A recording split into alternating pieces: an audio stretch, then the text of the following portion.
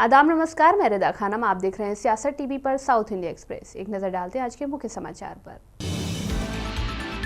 30,000 एकड़ में future city विकसित करने की योजना की घोषणा के एक दिन के बाद मुख्यमंत्री रेवंत रेड्डी ने स्वीकार किया कि राज्य सरकार को पूंजीगत व्यय के लिए प्रति माह 500 करोड़ रुपए भी खर्च करना मुश्किल हो रहा है। उन्होंने कहा कि तेलंगाना की मासिक आय 18,500 करोड़ रुपए है। इनमें से 6,500 करोड़ रुपए वेतन और पेंशन पर खर्च किए जा रहे हैं और 6,500 करोड़ रुपए कर्ज और ब्याज भुगतान पर खर्च किए जा रहे हैं।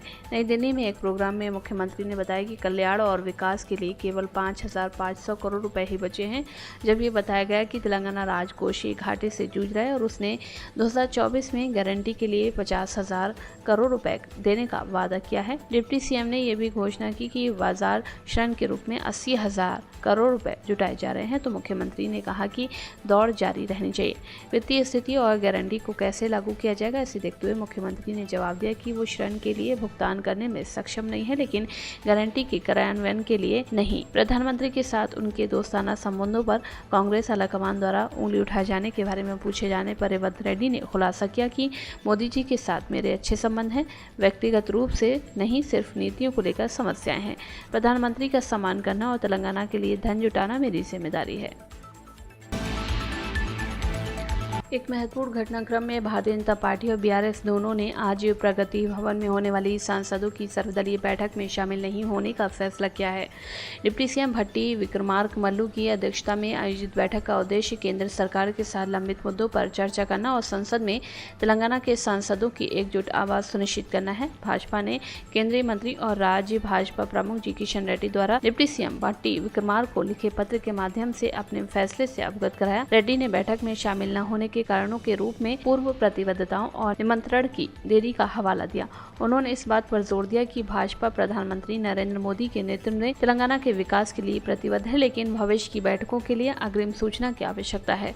इससे पहले पूर्व मुख्यमंत्री के चंद्रशेखर राव के नेतृत्व वाली बीआरएस ने बैठक में शामिल न होने का फैसला किया है।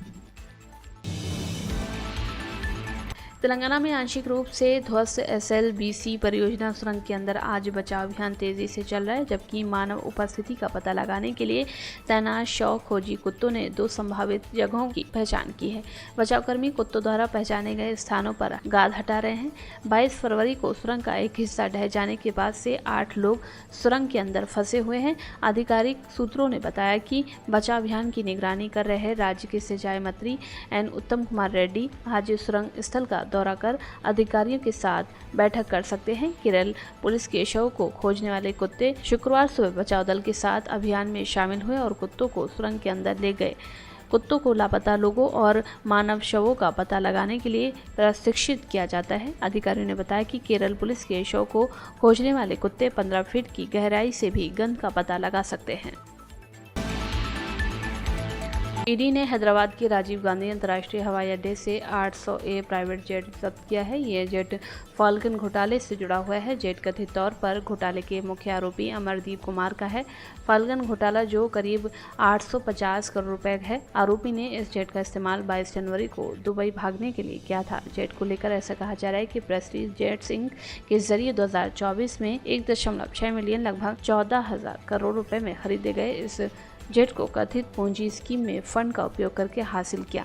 ईडी का दावा है कि फाल्कन ग्रुप के पूंजी स्कीम से मिले पैसे को इस जेट की खरीद के लिए डाइवर्ट किया गया था। जेट के शमशाबाद पहुंचते ही ईडी ने इसे जब्त कर लिया। क्रू मेंबर से पूछताछ की गई और एक करीबी सहयोगी का बयान दर्ज किया। फाल्कन ग्रुप ने निवेशकों से 1,700 करोड़ रुपए जुटाए, जिनमें बड़े रिटर्न का लालच देकर फर्जी इनवॉइस डिस्काउंटिंग निवेश योजना चलाई गई।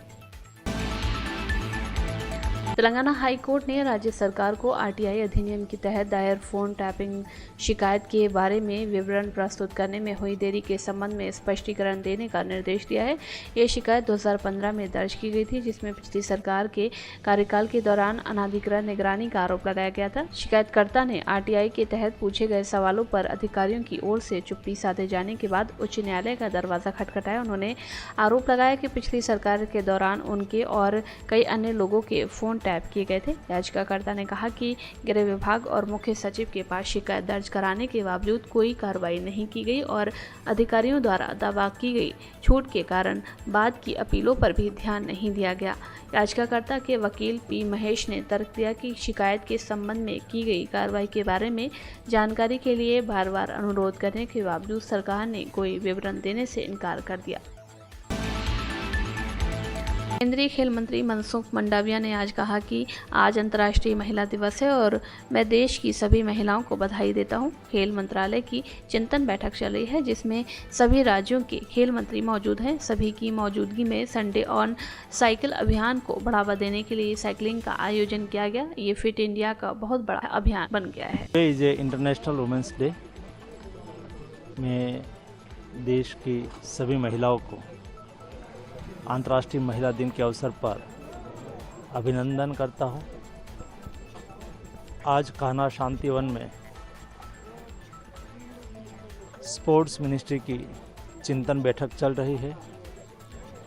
देश के सभी राज्य से honourable sports and youth affairs minister उपस्थित है। सभी की उपस्थिति में संडे ऑन साइकिल की मुहिम को आगे बढ़ाने के लिए साइकिलिंग का आयोजन हुआ। संडे ऑन साइकिल देश में एक बहुत बड़ी मुहिम बन चुकी है। कर्नाटका के हम्पी से एक दिल दहला देने वाली घटना सामने आई है। कुछ अज्ञात लोगों ने यहां इजरायली पर्यटक समेत 2 महिलाओं के साथ दुष्कर्म किया और उनके साथ आए 3 लोगों की पिटाई कर दी। उन्हें तुंगभद्रा नहर के नदी में फेंक दिया। इनमें से एक का शव आज सुबह बरामद हुआ। पुलिस ने 3 अज्ञात लोगों के खिलाफ बलात्कार, डकैती, हमला और हत्या के प्रयास का मामला दर्ज कर मामले की जांच शुरू कर दी है। पुलिस के मुताबिक पीड़ित महिलाओं में से एक 27 साल की इजरायली पर्यटक और एक 29 वर्षीय संचालिका शामिल है। दरअसल ये घटना गुरुवार रात करीब 10:30 बजे की है। हमलावरों ने सनापुर झील के पास इस घटना को अंजाम दिया। झील के पास सब संगीत सुनने को बैठे थे, तभी बाइक सवार 3 लोग वहां पर पहुंचे और उन्होंने पेट्रोल के बारे में पूछताछ की। जब उन्होंने बताया कि यहाँ आसपास कोई पेट्रोल पंप नहीं है, इसके बाद आरोपियों ने पर्यटकों से 100 रुपये की मांग की। जब उन्होंने पैसे देने से मना किया तो आरोपियों ने गाली गलौज शुरू कर दी और फिर महिलाओं के साथ सामूहिक दुष्कर्म किया। बाकियों ने जब इसका विरोध किया तो 3 लड़कों को उन्होंने पास की एक नहर में ढकेल दिया। इनमें से 2 को गंभीर चोटें आईं, जबकि एक पर्यटक लापता है। जो शख्स लापता है उसका नाम विवाश है, वह ओडिशा का रहने वाला है।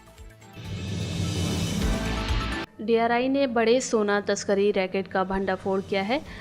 डीआरआई के इनपुट के बाद सीबीआई की ओर से बड़ी कार्रवाई की गई है। सीबीआई ने अंतर्राष्ट्रीय गोल्ड स्मगलिंग सिंडिकेट के खिलाफ केस दर्ज किया है। सीबीआई की टीम मुंबई और बेंगलुरु एयरपोर्ट पहुंची। देश के बड़े गोल्ड तस्कर सीबीआई के निशाने पर है। तस्करी में शामिल पब्लिक सर्वेंट भी सीबीआई के निशाने पर है। आईपीएस रामचंद्र राव की स्टेप डॉटर रानिया राव के पास से 14.8 किलोग्राम विदेशी सोना और 4.73 करोड़ रुपए की संपत्ति जब्त की गई थी। पुलिस ने कन्नड़ अभिनेत्री रानिया को गिरफ्तार कर लिया। रानिया को बेंगलुरु एयरपोर्ट से सोने की तस्करी के आरोप में गिरफ्तार किया गया था। रेवेन्यू इंटेलिजेंस ने सोने की तस्करी के खिलाफ एक बड़ी कार्रवाई करते हुए रानिया को केपेगौड़ा अंतर्राष्ट्रीय हवाई अड्डे पर पकड़ा था। इसके पास से 14.8 किलो विदेशी सोना बरामद किया गया। जब्त किए गए सोने की कीमत 12.56 करोड़ रुपए आंकी गई है। विशेष खुफिया जानकारी के मुताबिक डीआरआई अधिकारी 3 मार्च 2025 को दुबई से बेंगलुरु पहुंची। इसकी उम्र 31 साल है। मुख्यमंत्री एम.के. स्टालिन ने संसदीय निर्वाचन क्षेत्र परिसीमन से संबंधित चिंताओं पर चर्चा करने के लिए 22 मार्च 2025 को चेन्नई में एक बैठक के लिए 7 विपक्षी शासित राज्यों के मुख्यमंत्रियों और प्रमुख राजनीतिक नेताओं को आमंत्रित किया है। पश्चिम बंगाल की सीएम ममता बनर्जी, तेलंगाना के सीएम रेवंत रेड्डी, केरल के सीएम पिनराई विजयन, कर्नाटका के सीएम सिद्धरामैया, पंजाब के सीएम भगवंत मान, आंध्र प्रदेश के सीएम चंद्रबाबू नायडू, चंद्रशेखर राव, नवीन पटनायक और जगन मोहन रेड्डी जैसे पूर्व सीएम सहित नेताओं को संबोधित एक पत्र में स्टालिन ने दक्षिणी और पूर्वी राज्यों पर आगामी परिसीमन प्रक्रिया के संभावित प्रभाव पर प्रकाश डाला। मुद्दा यही नहीं है कि परिसीमन होगा या नहीं, बल्कि यह है कि ये कैसे होगा। अपने पत्र में स्टालिन ने स्पष्ट किया कि परिसीमन का विरोध प्रक्रिया को अस्वीकार करने के बारे में नहीं है, बल्कि ये सुनिश्चित करने के बारे में है कि ये उन राज्यों को अनुचित रूप से नुकसान न पहुंचाए जिन्होंने जनसंख्या वृद्धि को सफलतापूर्वक नियंत्रित किया है। उन्होंने सवाल किया कि क्या केंद्र उन राज्यों को मान्यता देगा और पुरस्कृत करेगा जिन्होंने राष्ट्रीय विकास में महत्वपूर्ण योगदान दिया है, या क्या वो प्रक्रिया उनके संसदीय प्रतिनिधित्व को कम करके उन्हें दंडित करेगी? साउथ इंडिया एक्सप्रेस में बस इतना ही। मुझे दें इजाजत। बाकी खबरों के लिए बने रहें सियासत टीवी के साथ।